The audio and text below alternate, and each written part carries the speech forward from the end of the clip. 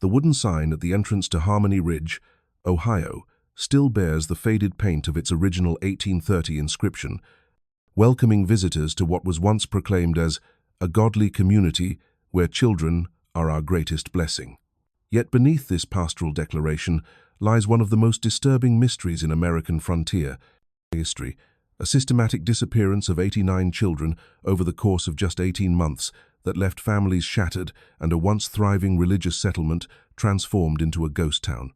The community records, discovered in a sealed basement vault during the demolition of the town's meeting house in 1923, tell a story that challenges everything historians thought they knew about religious communes in early Ohio. Founded by Elder Marcus Whitmore and his followers in 1831, Harmony Ridge attracted devout families seeking to create a perfect Christian society away from the corruption and temptation of larger cities.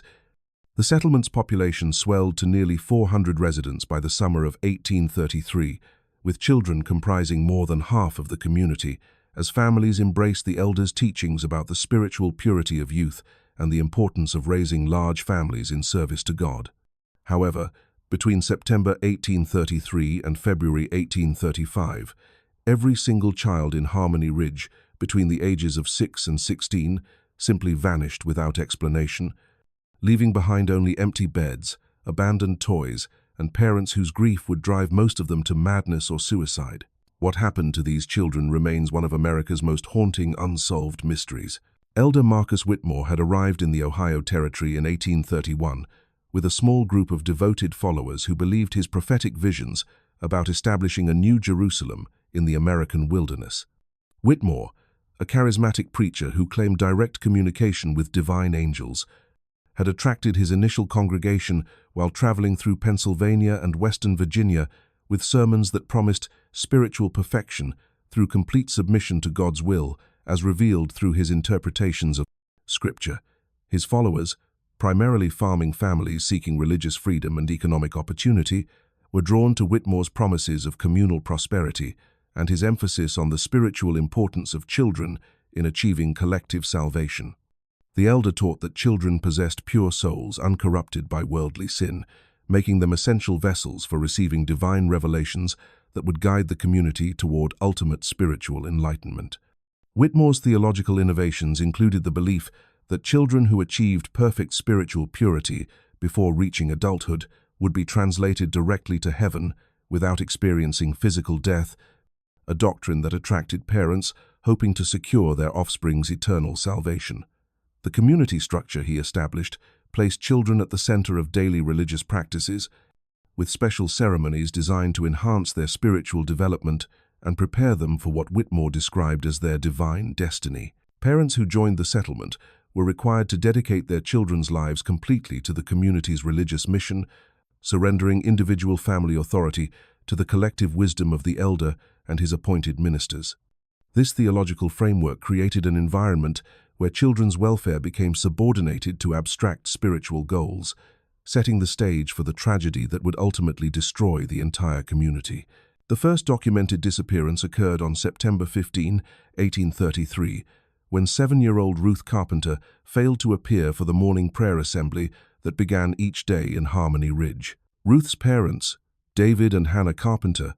reported their daughter missing when she could not be found in any of the community buildings or surrounding farmland, despite an extensive search involving nearly every adult resident. Elder Whitmore addressed the community's concerns by explaining that Ruth had been chosen for a special spiritual mission that required her temporary absence from the settlement, assuring her parents that she would return when God's purposes had been fulfilled. The elder's explanation satisfied most residents, who had been conditioned to accept his interpretations of divine will without question, though Ruth's mother privately expressed doubts that she confided only to her closest friend, Mary Fletcher. Within a week of Ruth's disappearance, 2 more children vanished under similarly mysterious circumstances, including 9-year-old Jacob Morrison and 12-year-old Rebecca Stone, both of whom were last seen attending evening prayer services before disappearing sometime during the night. Elder Whitmore's response to these additional disappearances followed the same pattern, with assurances that the children had been called to fulfill special divine purposes that required their temporary departure from the community. The elder began holding special prayer meetings focused on celebrating the children's supposed spiritual advancement, encouraging parents to view the disappearances as evidence of their offspring's exceptional holiness, rather than cause for alarm or investigation. Community members who expressed skepticism about these explanations were subjected to public correction and reminded of their obligation to trust in divine wisdom, even when human understanding proved inadequate. The systematic nature of Elder Whitmore's responses suggests careful planning designed to maintain community cohesion while preventing outside interference in whatever process was actually responsible for the children's disappearances. Dr. Samuel Hayes, the county physician who served the scattered settlements throughout the region, became involved in the Harmony Ridge situation when concerned relatives from outside the community requested official investigation into the reported disappearances. Dr. Hayes had encountered various religious communities during his medical practice and was familiar with the unusual customs and beliefs that characterized frontier religious movements, but the scale and pattern of missing children in Harmony Ridge exceeded anything he had previously observed. His initial visit to the settlement in October 1833 revealed a community that appeared prosperous and well-organized, with adults displaying no obvious signs of distress despite the recent loss of multiple children. Elder Whitmore received Dr. Hayes with apparent cooperation, providing explanations for the missing children that emphasized their spiritual advancement and temporary relocation to other religious communities where they could receive specialized religious instruction. The elder produced letters purportedly written by the missing children, describing their happiness in their new situations and their gratitude for the spiritual opportunities they were receiving. However, Dr. Hayes noted several inconsistencies in these communications, including handwriting that appeared too mature for the supposed authors and references to places and people that seemed unlikely for children to know. The physician's medical examination of remaining children in the community revealed evidence of malnutrition and psychological distress that contradicted Elder Whitmore's claims about the settlement's spiritual prosperity and the children's well-being. Most disturbing was Dr. Hayes's observation that community children displayed unusual fearfulness around adults and seemed reluctant to speak freely about their daily experiences or their missing friends. His professional assessment concluded that the children of Harmony Ridge were living under conditions of systematic intimidation and control that masked more serious problems than the community's leadership was willing to acknowledge. The investigation took a darker turn in November 1833, when Sheriff William Crawford received reports from traders and travelers who had observed unusual activities around Harmony Ridge during the nighttime hours. Multiple witnesses described seeing groups of adults from the community transporting covered wagons along remote forest paths that led away from the settlement, always during the darkest hours before dawn, when normal travel would be both dangerous and impractical. These nocturnal expeditions occurred with suspicious regularity, approximately every 2 weeks, and always seemed to involve the same core group of Elder Whitmore's most trusted followers. Sheriff Crawford's attempts to investigate these reports were hampered by the community's isolation and the legal protections afforded to religious practices under Ohio territorial law, but his inquiries revealed disturbing patterns that suggested systematic deception about the children's fate. Trader Benjamin Mills reported encountering one of these mysterious wagon trains during a late-night journey, observing that the vehicles appeared heavily loaded and were accompanied by adults who refused to acknowledge his presence or respond to his greetings. Mills noted that the wagons produced sounds suggesting they contained livestock or other living cargo, but the community members accompanying them showed extreme nervousness when questioned about their destination or purpose. Another witness, trapper Joel Patterson, discovered what appeared to be recently disturbed earth in a remote clearing approximately 5 miles from Harmony Ridge, with evidence suggesting systematic excavation and refilling that had occurred repeatedly over several months. Patterson's description of the site included details about scattered personal items that appeared to belong to children, including fragments of clothing and small toys that had been left behind during whatever activities had taken place in the isolated location. Sheriff Crawford's growing suspicions were supported by his discovery that Elder Whitmore had been purchasing unusually large quantities of lime and other materials typically associated with rapid decomposition of organic matter, orders that far exceeded any legitimate community needs for construction or agriculture. The breakthrough in understanding the true nature of the Harmony Ridge disappearances came through the testimony of Martha Gibson, a community member who had grown increasingly suspicious of Elder Whitmore's explanations and had begun conducting her own covert investigation into the children's fate. Martha, whose own daughter had vanished in December 1833, had initially accepted the elder's spiritual explanations, but gradually became convinced that something far more sinister was occurring within their supposedly godly community. Her secret observations revealed that the missing children were not being relocated to other religious settlements, but were instead being systematically murdered during ritualistic ceremonies that Elder Whitmore conducted with his inner circle of devoted followers. Martha's account, recorded in a statement she provided to Sheriff Crawford in January 1834, described nocturnal gatherings where children were subjected to what the elder called purification rituals, designed to prepare their souls for immediate translation to heaven. These ceremonies involved the administration of poisonous substances derived from local plants, followed by burial in the remote forest locations that had been observed by outside witnesses. Elder Whitmore's theological justification for these murders centered on his belief that children who died in a state of perfect spiritual purity would avoid the corruption of adolescence and adulthood, achieving immediate salvation that would ultimately benefit their families and the entire community. Martha's testimony revealed that parents who questioned these practices were told that their children's deaths were necessary sacrifices that demonstrated the family's complete submission to divine will, with promises that their loss would be rewarded with enhanced spiritual status and eventual reunion in the afterlife. The systematic nature of the murders, conducted according to a predetermined schedule that seemed designed to maximize psychological control over the community, suggested that Elder Whitmore had planned the entire operation as a means of maintaining absolute authority while satisfying whatever psychological compulsions drove his criminal behavior. Martha's decision to expose the truth came only after she realized that her remaining children would inevitably become victims unless outside intervention stopped the elder's increasingly frequent purification ceremonies. The arrest of Elder Marcus Whitmore and 7 of his followers in February 1834 revealed the full scope of one of the most systematic child murder operations in American criminal history, with evidence indicating that at least 89 children had been killed during the 18-month period when the disappearances occurred. Sheriff Crawford's investigation, supported by Martha Gibson's testimony and physical evidence recovered from multiple burial sites,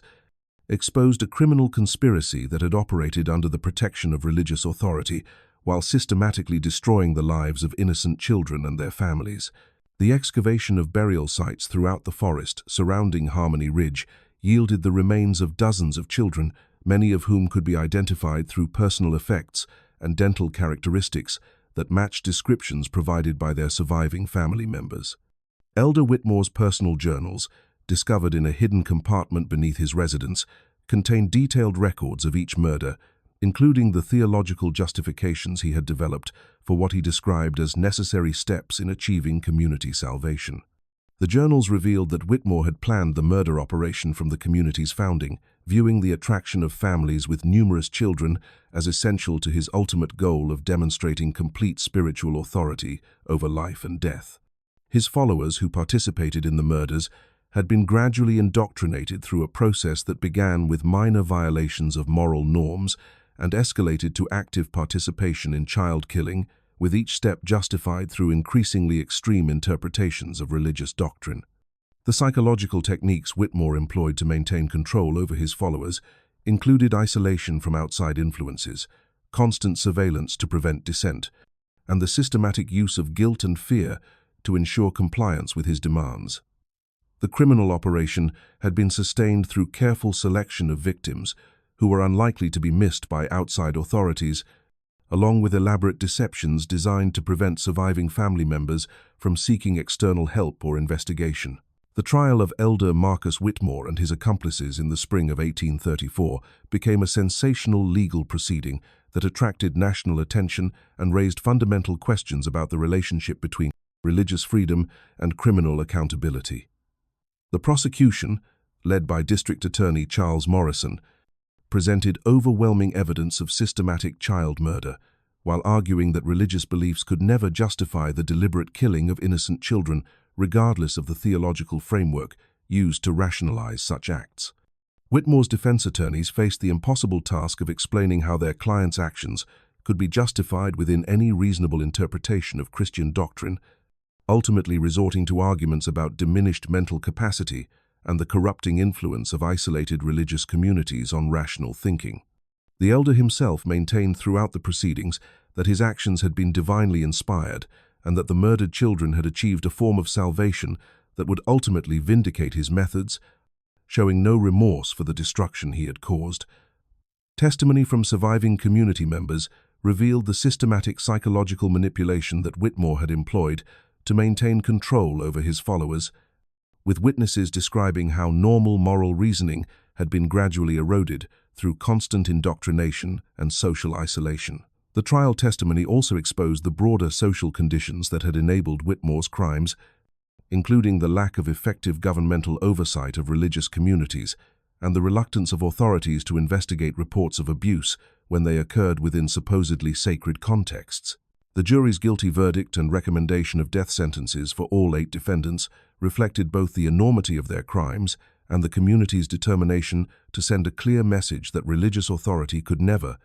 excuse the systematic murder of children. The legal precedents established by the Harmony Ridge case would influence subsequent prosecutions of religious leaders who abused their authority, though the isolated nature of many frontier religious communities continued to make detection and prevention of similar crimes extremely difficult. The execution of Elder Marcus Whitmore and his 7 accomplices on August 15, 1834, marked the end of one of the most shocking criminal cases in Ohio history, but the psychological and social damage caused by their crimes continued to reverberate through the surviving families and the broader community for decades afterward. The Harmony Ridge settlement was completely abandoned within months of the arrests, as surviving residents found themselves unable to continue living in a place that had become synonymous with unimaginable evil and the systematic betrayal of parental trust. Many of the parents who had lost children to Whitmore's purification rituals never recovered from their grief and guilt, with several committing suicide in the years following the trials and others developing severe mental illnesses that required permanent institutional care.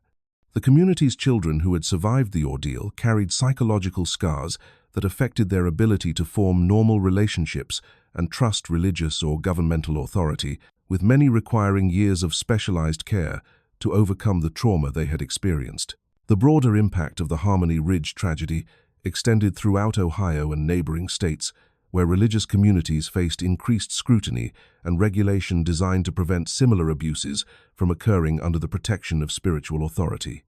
Government officials implemented new oversight procedures for isolated religious settlements, requiring regular inspections and mandatory reporting of unusual activities that might indicate criminal behavior. The case also prompted significant changes in how missing children cases were investigated, with law enforcement agencies developing more systematic approaches to detecting patterns of disappearance that might indicate organized criminal activity rather than isolated incidents. The Harmony Ridge tragedy became a cautionary tale about the dangers of absolute religious authority and the vulnerability of children in closed community systems, where normal social protections had been systematically undermined by charismatic leaders with criminal intentions. Today, more than 190 years after the Harmony Ridge tragedy, the abandoned settlement remains a haunting reminder of how religious extremism can provide cover for unspeakable crimes against the most vulnerable members of society. The site where Elder Whitmore's community once flourished has been preserved as a memorial to the 89 children who lost their lives to his twisted interpretation of divine will, serving as a testament to both human evil and the courage of individuals like Martha Gibson, who risked everything to expose the truth. Modern criminal psychologists who have studied the case note the sophisticated manipulation techniques that Whitmore employed to maintain control over his followers while systematically murdering their children, recognizing patterns that would later be identified in other cases of religious extremism and cult violence. The Harmony Ridge tragedy has become an important case study for understanding how ordinary people can be gradually induced to participate in or ignore obvious criminal activity when it occurs within the context of trusted religious institutions. Educational programs about the case emphasize the importance of maintaining external oversight of isolated communities and the need for individuals to trust their moral instincts even when they conflict with religious authority. The children who died at Harmony Ridge are remembered not only as victims of one man's evil, but as symbols of the innocence that society has an obligation to protect against those who would exploit faith for criminal purposes. Their story serves as an eternal reminder that the most sacred institutions can become instruments of horror when placed in the hands of those who view human life as expendable in service of their own dark visions, and that vigilance against such evil remains as necessary today as it was in the Ohio wilderness of 1833.